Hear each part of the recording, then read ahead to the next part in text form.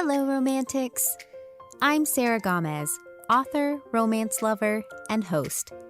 You're listening to Romancing the Story, a podcast centered around writing, reading, and story structure, all with a twist of romance. Before we begin, I would like to say my heart goes out to the people of Ukraine. It's March 6th, 2022, as I record this episode, and Russia has carried out a full-scale invasion of Ukraine. I've known Ukrainians as my colleagues, friends, and church family. They are a brave, resilient, and strong people, and they are in my thoughts and prayers. If you are interested in helping Ukraine, I have posted resources in the show notes.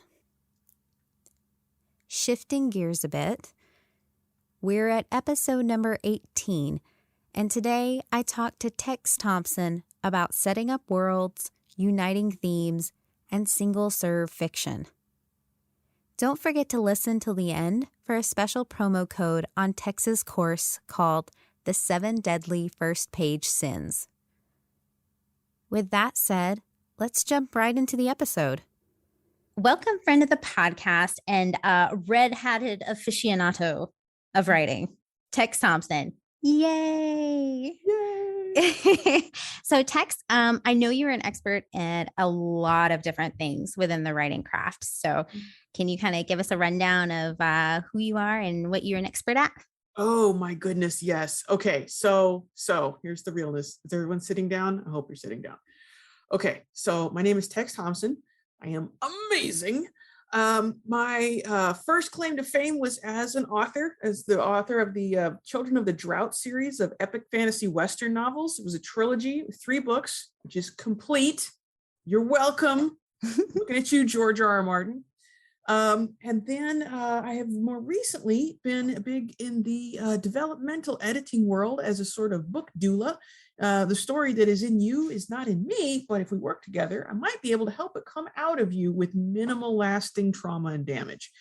And then, of course, as in my mild-mannered alter ego is a locksmith by day. So I break into people's houses for fun and profit, 9 to 5, Monday through Friday, 10 fingers, no priors. I have many stories we can tell about that, and a lot of time on the road to think about unlocking the secrets to a good story. So I am so glad to get to be here with you, Sarah, and I am just busting to think deep, juicy thoughts with you. What do you got for us? Well, and speaking of that real quick, that's why you call yourself the literary locksmith, the literary right? Locksmith. Yes. Although around the shop, I am more known as the literate locksmith because I can actually write a work order without misspelling half of the time. Don't tell the guys. Impressive. It's the skills. Yeah. They come in handy. Listen, I don't want to brag or anything, but I know like all 26 letters. Wow. Wow. Upper and lower case. Yes. Who wants to touch me? All right. So appreciate we can come out of your developmental editing like with less trauma as writers. I can say, on the forefront, very much appreciated. So let's ease on down the road. And I kind of talked to you a little bit about it beforehand, but let's talk a little about series. I'm actually working on a series right now. So how best should I go about it, especially in the early developmental stages? Okay, well, if you would have asked the me of 15 years ago, like, okay, Tex, how are you? You're writing this fantasy Western series. How are you doing that? I would have said, well, I am writing a giant 300,000 word unpublishable monstrosity of a word lump. And I'm going to take about 3 years to write the first draft of that whole thing and another like 3 years to break it into 3 pieces and edit the first one into something resembling a publishable novel with the others to follow. I got to tell you, Sarah, I haven't been down that road. Do not recommend it. I think there may actually be a better way to do this and to do it in a way that get your work out there, polished and published, without leaving it either half-baked or never done. And that finding that middle road of how to spend enough time on the story to where it's something you can be proud of and something you can build on but then also get it out the door and move on to the next one. I think that is a really worthy goal. So your series, for example, do you have a projected number of books that you're thinking of having in there, or how far are you in the development process?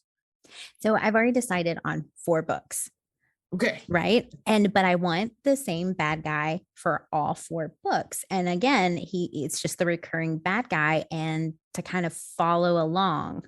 Right. Yeah. Like he's continuously bad. It's never quite resolved until the very, very end of the series. Okay. So it's like, so you found your kind of unifying thematic element for all 4 of these books, right? Exactly. So are you having different protagonists each time, or is this the same protagonists, or like how's that set up? And it's kind of set up like sometimes you'll see in the typical like romance novel structure, we follow a different couple for each book. That's kind of like the typical theme around that. And then usually you're correct. Like usually it's a thematic element of some kind, usually same city, but this one, in this case, it's the same baddie. All right. I like it.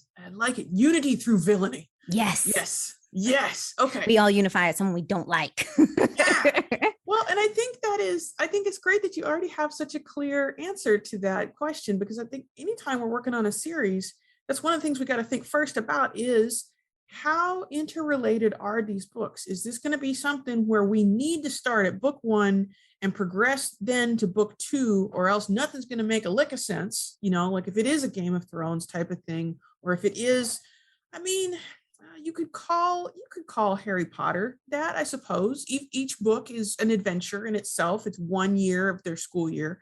But you do kind of want to go through those in order. You don't want to really jump around and start with book 4 or something like that, right?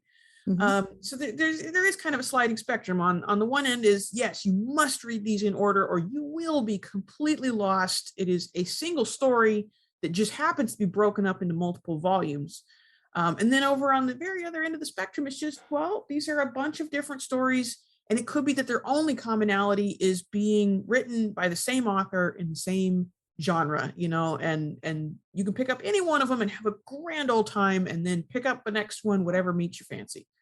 So it sounds like in your case, for example, are you kind of thinking that people would start with the first book and then move on from there, or does it not really matter for yours? For mine, I was kind of trying to build it individually. Like you don't necessarily have to have read the book prior, but it's best if you do. Yeah. But you can still understand it, but you can still understand the full story otherwise. I really like that approach. It's not romance, but one of my favorite authors, Terry Pratchett, with his Discworld books, I think he did himself a great favor in the commonality with his series is the world. It's the Discworld, and it's this fantasy world.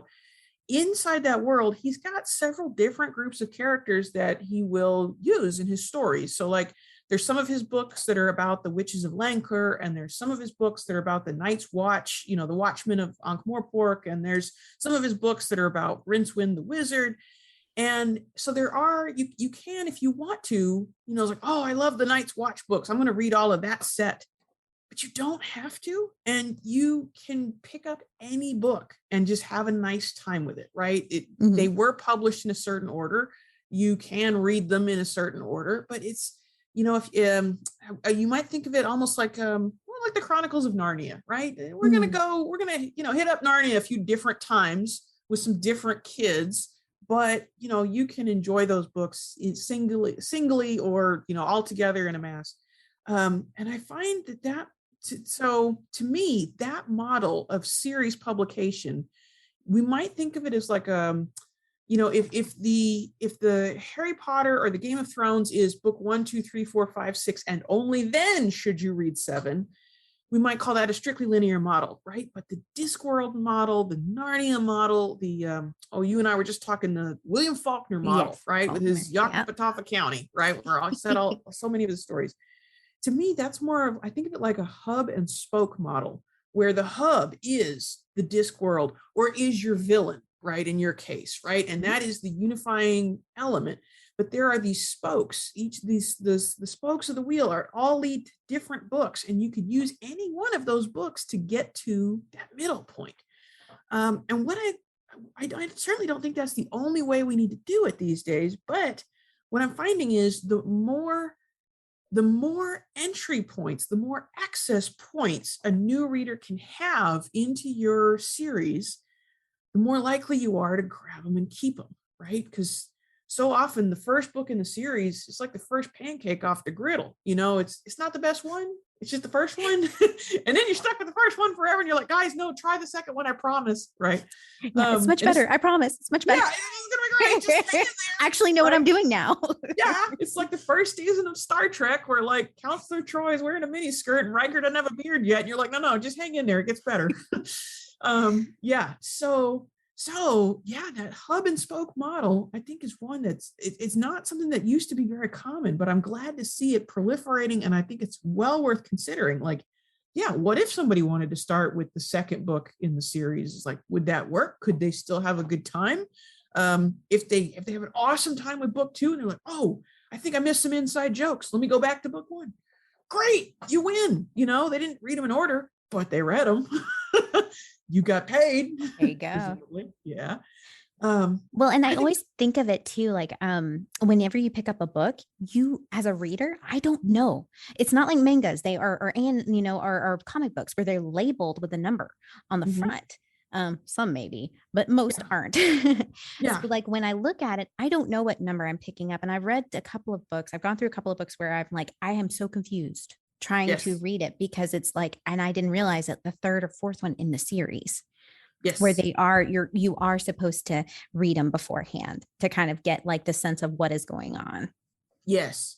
And I think that's a really good point. And I would mention too, I think, the more important it is that a reader does read the story in strictly linear order, the more prominent that book number in the series should probably be. Right. Mm-hmm. On the cover, on the back, all this is, to some authors, I've seen it work it to such an extent that book 2 starts with chapter 38.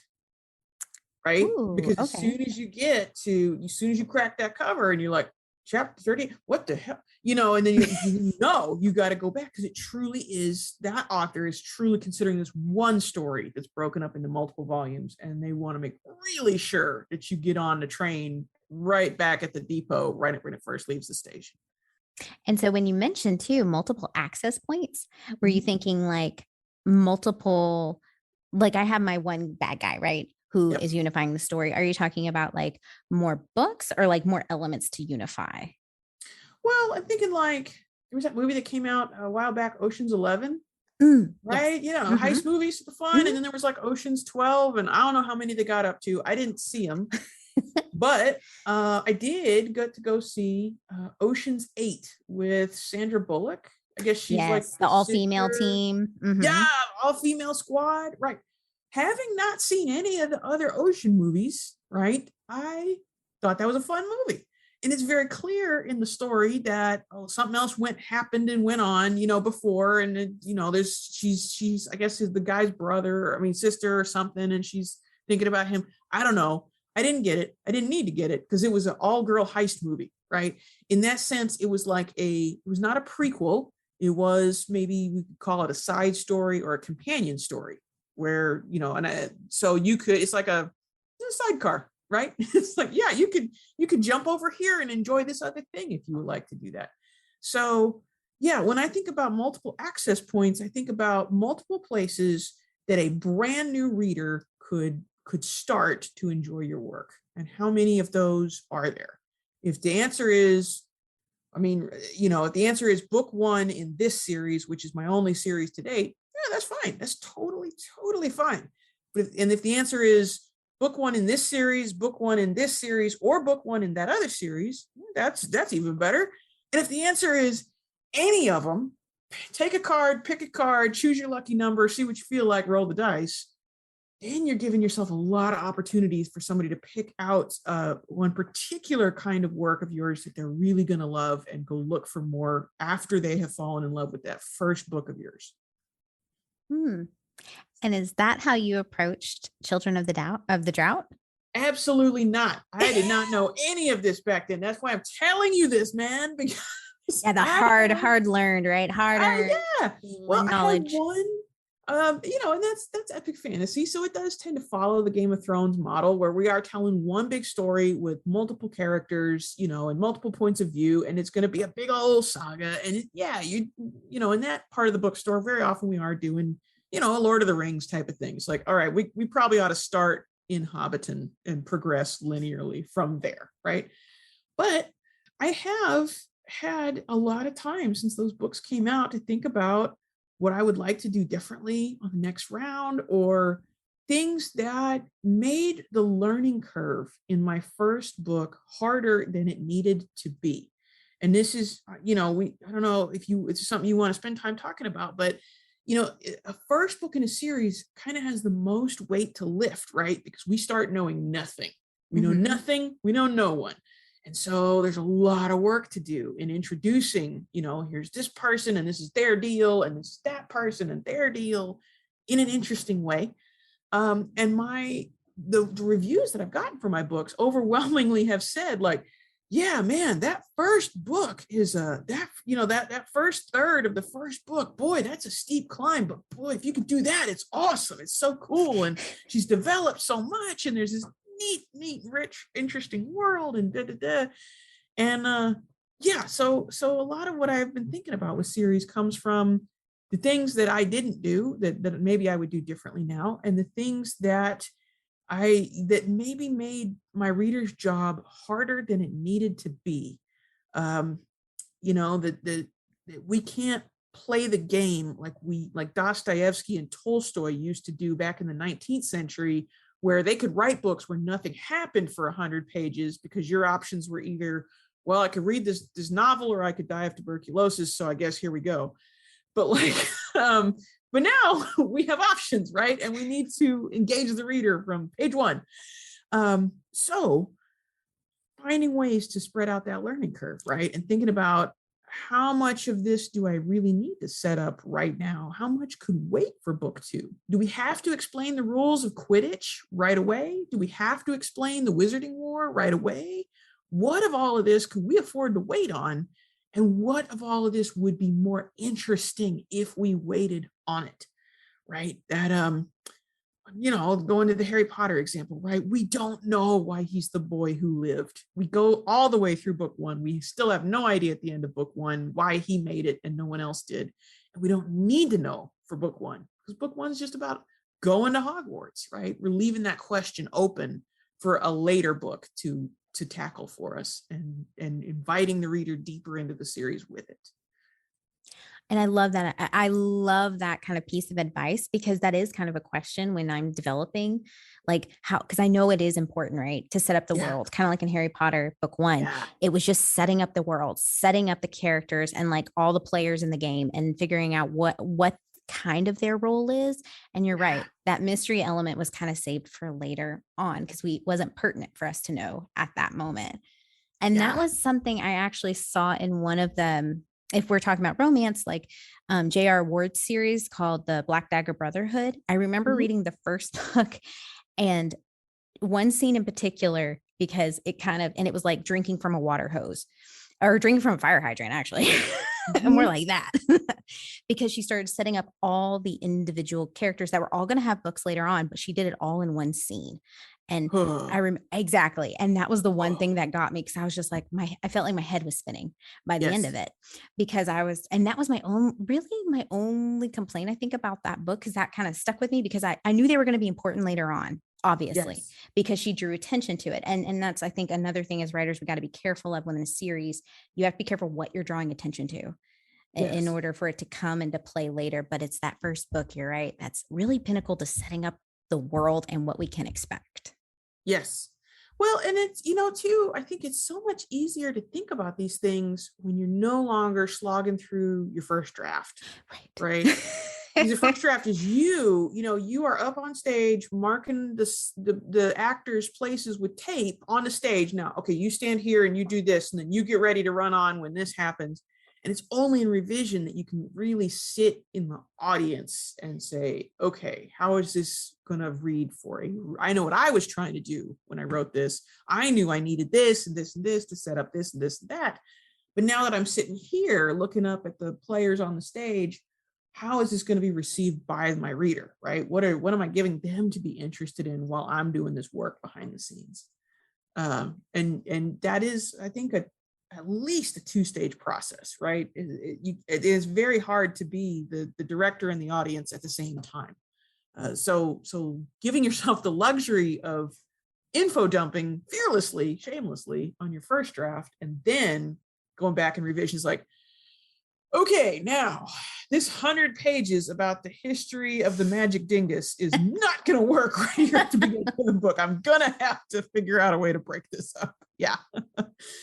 And how could I turn some of these answers that we're not yet necessarily interested in into questions that we really want the answer to, right? If I catch myself over explaining something, and I'm like, but you're going to need to know it later. It's like, okay, but how do we make them want to know it later, right? And how do we do that? Like, okay, if I tell us a certain fact about, okay, well, this is the blue magic crystal, and this is what it does, and then we have room to wonder about the other ones, right? Like, this implies the existence of a red magic crystal, but if you want to find out about that, you're going to have to read on, right? Kind of dropping breadcrumbs. And I am all about that, because that's the one thing too I'm thinking about right now. And I know it's really important for a series. It's kind of like the foreshadowing, right? Like, yes, we're dropping those little breadcrumbs here and there for a bigger reveal later on. So that way, if you're, a really eagle-eyed reader, you can spot it coming down the line. But if not, it's still a nice surprise, and you're like, that makes sense. Yeah.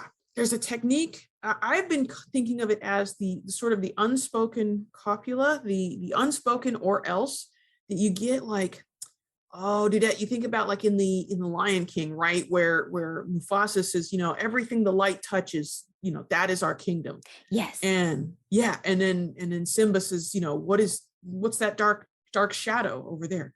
Well, that is Dallas, my son, and then you must never go. Especially at night. But we don't say what it is, right? Mm-hmm. We tell Cinderella she's got to be home by midnight, or else. We tell this little kid not to get his little mogwai wet or feed it after midnight, or else. We tell the dwarves not to step off the path in Mirkwood, or else. And even in, like, that Ben Stiller comedy, Meet the Parents, we say, okay, don't do this with the cat, or else. Don't flush the toilet with the handle like this, or else. But we don't say what. And so immediately the reader is like, if you want to glue a reader to their chair, all you have to do is have our hero and heroine driving up to her parents' house for dinner, and all she has to say is, okay, whatever you do, don't ask my dad about his job, right? And then instantly we're like, why not? And then we know it's going to happen, and then something amazing, it's like we just catnip for reader brains to have that unspoken or else hanging over us the whole time. I love that too, as a tension builder, right? Yeah. It's like, or else, and you can keep that dragging on for for a while if you want to. Yeah, it's kind of like the loaded gun on the mantelpiece, right? The Chekhov's gun. By the time that goes off, because it will. I mean, you got to, right? We tell Cinderella to be home by midnight, or else, well, she's not going to be home by 9:30, or else we're not going to have a story, right? We know, just by virtue of the fact that we've stipulated that rule is going to get broken somehow, somewhere. But hopefully, by the time we accidentally slip up and ask potential father-in-law about his job or whatever, and the dinner turns into a huge disaster, hopefully by then we have used that intervening time to introduce something else to go take us forward, right? Some new ball has launched into the air to keep us interested.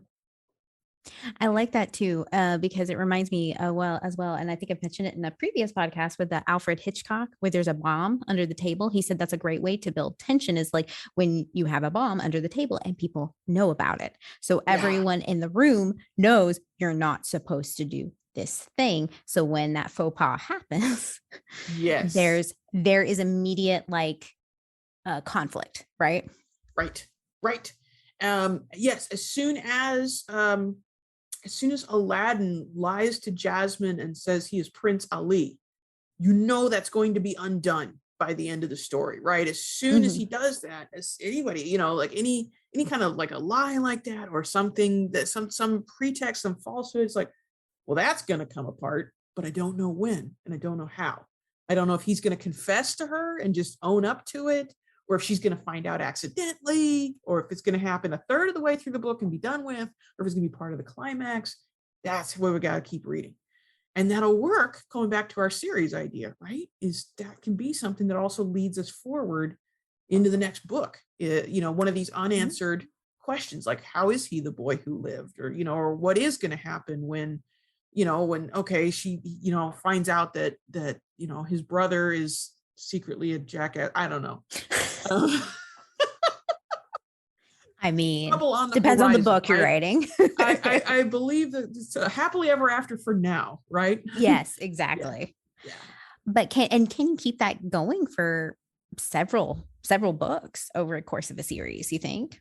Yeah, I think that, so, you know, one of the ones I was thinking about, you know, I have a variety of a lot of my clients write romance, and most of it is the kind where each book features a different couple, right? And we're going to pair them up and ship them off, and then we'll have a different pair for the next book. And it'll be probably at least one of those people we will have seen in this book. It's going to be another member of the hockey team or something. But, you know, several folks have come up with really interesting short series that feature the same couple, kind of in the 50 Shades of Grey model, right? Where we've got Anastasia and Christian, you know, and they are the stars of all three books, and we're trying to build them up together, you know, throughout this longer series. And it seems like one thing that really helps, especially in that model, is if you have a central question that this book is specifically about. I think in 50 Shades of Grey, it was, okay, can they make this work, right? Because she's new and innocent, and he is, you know, this, not that, very not that. Can they make this work? And the answer is, I mean, spoilers, right? But it's been a few years. Spoilers, no, right? That question is definitively answered at the end of the book, right? And, you know, in the second book in the series, we've learned some more. We're going to try things over again. The stakes are higher. Can we make it work? Yes. But there's bad people lurking in the bushes, right? And now book 3 is going to be, can we overcome, now that we've got our own act sorted out, now that Anastasia and Christian are firmly on the same page, can they overcome the external forces working against them so that they get to live happily ever after in peace? And so having a sharp idea of the central question that each book is going to resolve individually, whether you've got one book or 20, you know, I think having a clear idea of what that big question is that we're wrestling with in this one book specifically, and answering that question thoroughly to the reader's satisfaction. Sure, then you can use some other thing to hand off the baton with at the end, right? It's like, okay, but what about this other guy lurking in the shadows? Oh, well, stay tuned, you know, book 2. But we still delivered a satisfying experience because we answered the question of, can Luke become a Jedi? You know, right at the beginning, you know, that was done with the end of episode 4, whatever it is. And now we're ready for Empire Strikes Back to tackle a different question because we handled our business in the first one. Jedi business. Perfect. Yeah. The Jedi business. Yes. Yeah. I like that idea because that was kind of my question too. Because I am resolving individually, right? Each book, but I do have the main baddie, and they aren't going to necessarily, because it is romance, it's going to be more resolved with the romance between the couple, but the big baddie is still lurking in the background throughout the books. Yes. So basically, if your big question is, can Dwayne and Blair, not their names, but can Dwayne and Blair work through their issues and become better people, you know, to grow and mature together, and, you know, and find happiness in each other and earn their happily ever after? That question is definitively resolved in that book, right? It's like, yes, they can. Yes, they do. They are going to be, you know, they're going to be tight, solid pair by the end of this story. Dun, dun, dun. But then still the exterior looming threat, right? Exactly. There's um And I started actually chronicling, like, because again, since I'm writing 4 books and I don't want everything revealed all at once, and like you kind of said, peppering it out, I started trying to like basically catalog things I want to reveal and try and when I kind of want to reveal them. Is that something? I know everyone's process is different, but is that something you kind of thought of with Children of the Drought, or would you suggest that? Oh, yeah, yeah. No, I think that's a fantastic idea, and to think about. Okay, so what treats are we going to give the reader in each of these books? What new information, what new characters, what massive changes in the status quo. I think it's easy to fall into the trap of thinking, okay, well, if I want the same villain in all 4 books, then that means he's got to be a little scary in book 1, but more scary in book 2, and even more scary in book 3, and just world-endingly scary in book 4, like a linear progression, which certainly can work. But I think it's a great idea to A, plan in advance, don't just pants it, right? But B, to think about disruptions to a pattern, especially if you are going to have more than 2 books in a series. There was a sitcom on a few years ago on HBO called Silicon Valley, where our young startup entrepreneurs they've started this company Pied Piper, and there's this guy Gavin Belson who is the evil Amazon overlord, right, who wants to squash their company, right? He runs Hulu, which is basically Amazon, Google, Apple, right? And so Gavin Belson is set up from the beginning as the main villain, right?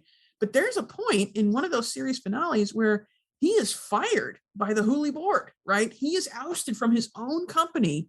This new guy comes in and takes over, and we're like, oh no, our nice, safe, familiar villain seems to be gone, right? Who has taken his place? And now Gavin is coming to our heroes asking for help. Like our sworn enemy, right, is like, guys, you got to help because he's taken over Hulu, and this guy is no good, and it's like, wow, now what's going to happen, right? So yeah, I think planning for those reveals and maybe thinking about dramatic reversals in the status quo and what could you do. Yeah, maybe Gavin will come back in book 3 and then be turned back into the Supreme Overlord, who is our final villain again in book 4. We will finish as we started, right? But to have a major interruption in between, or to have it revealed like, no, Vader's not the real problem. You're going to want to look at the Emperor, right? Something like that really can do more than just dialing up the volume knob on all the stuff that you established in book 1. I love that. I'm with you, because I actually talked to one of my girlfriends, and we were actually texting about this the other day, because she just got into Westworld. And like, I feel like the status quo, me and my husband loved this season 1. Amazing. Yeah. But then on season 2, I felt like the shakeup was so drastic and almost felt separated from the first season that it kind of lost me. Is there a point where do you think the shakeup could be too drastic and we have to be careful of that? Oh yeah, you can M. Night Shyamalan your way into the trash can at any point. I like that you use that as a verb.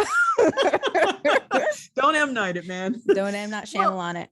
Well, and it's unfortunately we often try so hard to outsmart our readers by doing something that they will never guess, that we end up doing something that they never guessed because it was really dumb and we shouldn't have done it, right? Like, right. So you're right that it's tempting to just I don't know, to jump the shark kind of thing, like from Happy Days.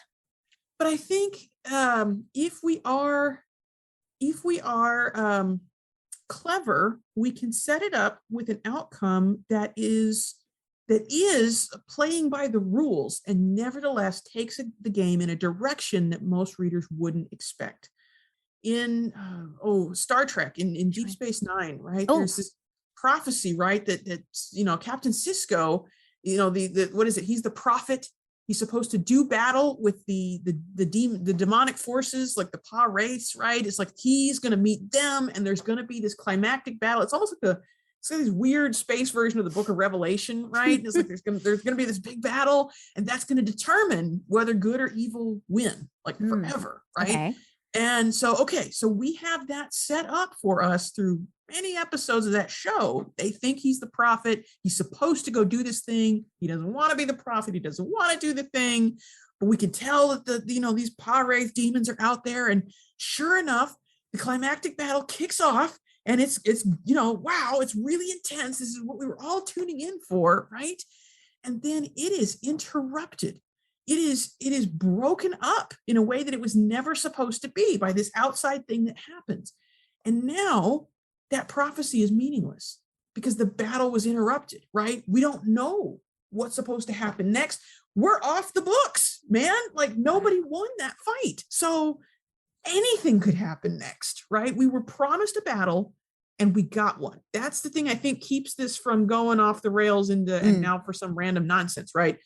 We promised the reader that there was going to be a big epic showdown, though it could go one of two ways, right? The reader got the big epic showdown that they wanted and that they'd been salivating for, but they got a surprise at the end of it that maybe they weren't expecting.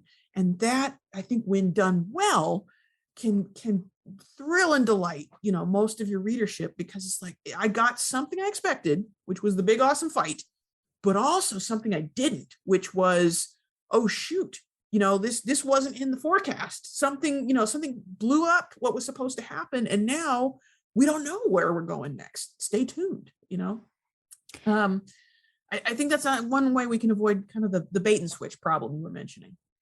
Yes. And I feel like the not only the story promises, making good on those, but also the genre expectations on some of that. And I feel like that's maybe where Westworld kind of deviated, because I felt like it promised one thing and then it became something completely different.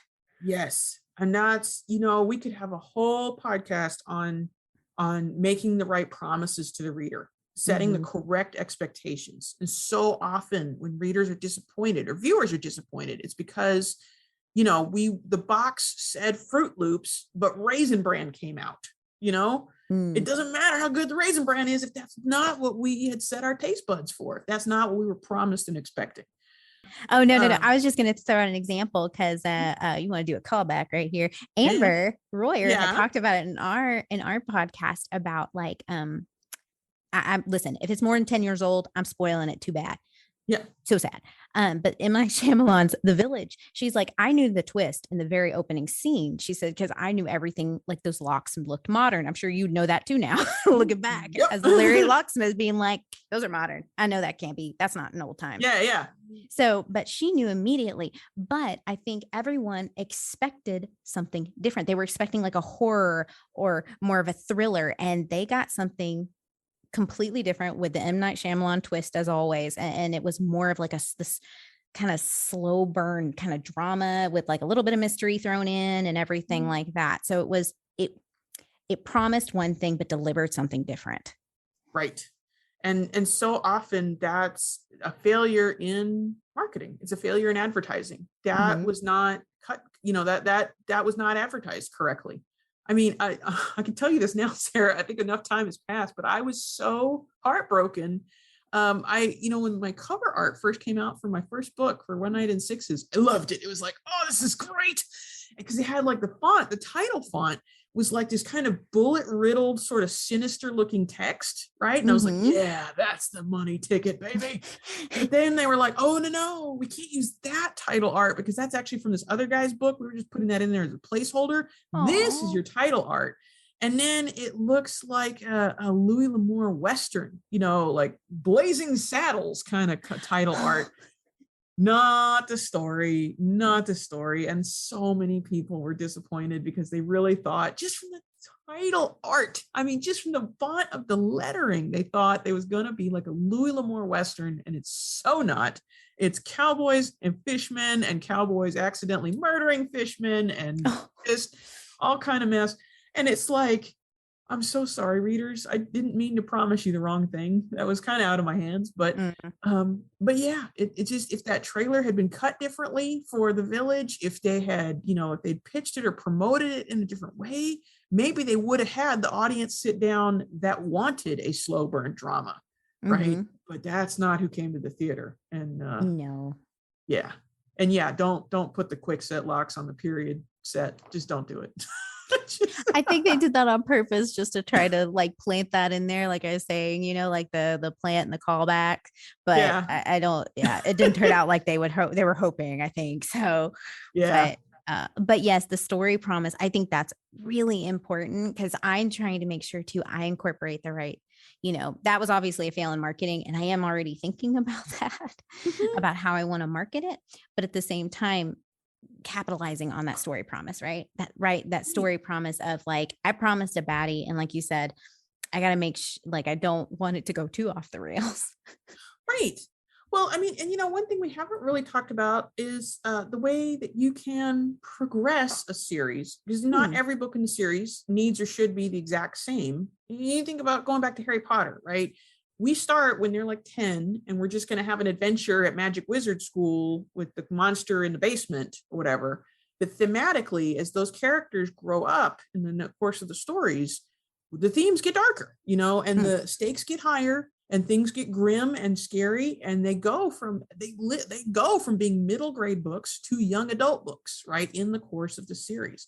We are always going to deliver a Hogwarts experience. It will always involve Harry and Hermione and Ron, and we will be at wizard school doing wizard stuff, and Voldemort's going to be somewhere as a threat in the background. Like, there is a continuity list of things that do not change, that is consistent all the way through the series, but there's still room to progress and grow that series, right? We don't have to be doing monster of the week in the basement every single book. We can get, we can make the stakes higher. We can make the books longer. I mean, we can make Chihuahua Killing Doorstopper, 1,000-page Goblet of Fire, Death Brick novels if the audience is there. But I think, just like you said, it's a really good idea to know what your primary ingredients are on that cereal box. What are the first 3 ingredients that is going to be true for this whole series, right? What are we not going to waver on at any point in this telling? And then what do we have room to progress or change as we want to? I like that idea you brought up too, with especially the Harry Potter series, because and true, it was it did start out as middle grade, right? So but the book was smaller, but by like the end of the series, that book was like massive, like taking up my whole shelf. Like it's about 2 tons worth of pages.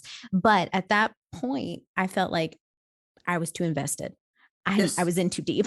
I had to know what was going to happen. So, well, and that J.K. and Rowling, that didn't faze me. The 1,000 pages, she'd earned your trust by that point. She had delivered on book 1 and book 2 and book 3, so that by the time she whacked you over the head with book 4, you're like, all right, I'm gonna trust you on this. Well, you wouldn't have been able to do that right out of the gate, right? That's one of those things like where we kind of need to go on a few dates together before we're ready for that level of commitment with an author. Yes, that's very true. Because when I do sometimes peruse, late at night when I'm bored and I'm perusing Amazon, because I should be doing something else. I should be sleeping probably. And I'm perusing the new releases. Sometimes I'll look at the page count and like for a first book, and I'll be like a little intimidated. I'm just like, ooh, I don't know much about this author or this book series. So right. And I think that's one of the things that one of the things that I did that I was actually really glad I did back in the day was I made myself little, and this is probably, there's going to be a better digital way to do this nowadays. I made little printed chapbooks of just my first chapter. So that instead of trying to go around like, hey, do you want to like spend 7 or 8 hours of your time reading something by someone you've never heard of? Here you go. Instead of trying to give them the whole thing and sell them on the whole thing, I could just give them that first chapter. And that's a single serving. That's 3,000, 5,000 words. That's like short story length. And so, if you can, again, we're talking about, access points, right? Can there be a chapter 0 that you could release separately that would get people interested? Could there be something that is just a fun little, just a single serving of your world and your characters that would be fun to read all in itself, without anything else. And Sarah, I don't know, it's been a couple years now, but if you ever saw The Good Place when it was on TV, I love that show. Yeah, there was is a such a great great show. Yes. I'm just now getting around to watching it. And it's like, okay, so there's like this little intermediary series bridge where it's just like a 10-minute mini episode, and the bad place is sitting around their conference room table trying to figure out which 4 terrible people they're going to be sending up to wreck the experiment, right? And it's so funny. And you don't need anything else. You don't have to watch anything else. This is just like, these are like demons sitting around talking like, okay, we gotta send at least one telemarketer up there. I mean, I know we've got plenty down here. And it's fun. It's self-contained. It is, and I'm going to use the word one more time, single serving fiction, right? And for those of us who are writing War and Peace, and I include myself in that, it can be really important to offer a tasting Costco sample cup of your world, your story, your characters to get people initially interested. Because sometimes a preview just isn't enough. Like it's one of those previews you go on for Amazon or anything like that. Sometimes those previews don't give you quite enough. And especially if they don't do like the full first chapter. Mm-hmm. So I'm with you. I love it when authors put the chapter 1 on their website, or they send them in a newsletter or anything like that. That way I can kind of get invested. I've also seen where authors like put like a novella out. Like for free, that is accompanied, like you said, sidecar, or like just an accompaniment, a buddy of the main series. Yeah. And I think too that even making chapter 1 its own adventure almost. You know, you think about how in To Kill a Mockingbird, we're not talking about lynchings, we're not talking about any of that. We're talking about Boo Radley and little presents hidden in a tree, right? Mm-hmm. And it's like its own thing almost. Beth Cato wrote it was kind of like a steampunk Murder on the Orient Express novel called The Clockwork Dagger. And I thought her first chapter was awesome because here's our character who's a healer, you know, and she's getting ready. She's left her convent. She's going on this airship for a big trip. She's fighting her way through this dirty, crowded city, trying to get to there on time. And there's, you know, she's in the street, and then this passing cart rolls by and it hits a little puppy. And this poor puppy is badly injured and crying and screaming with broken legs in the street. And of course, our healer character is like, oh, I have to help. But, you know, magic is hush, hush. No one's supposed to know she can do it. So she grabs the puppy and she rushes off to this back alley where no one can see her. She does her special healing magic. So, hey, we're learning about this character, what she can do, what her ethics are, what kind of person we're about to go on an adventure with, right? Mm-hmm. She does her healing magic in secret. She heals this puppy. She gives it back. This kid, of course, whose puppy was hit, is like screaming in the street for the puppy. Mm-hmm. So she goes and she heals the puppy, gives it back to the kid. The kid is delighted, and the dad who's with the kid looks at the kid all sternly, says, "Now, what do you say to this nice lady who helped you out so much?" She says, "Oh, thank you, miss. Thank you for fixing my puppy. Because I wouldn't, you know, if you hadn't come along and healed my puppy, I don't know what we would have had for dinner tonight."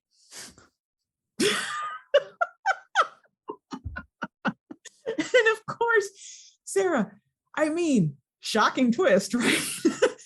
Right.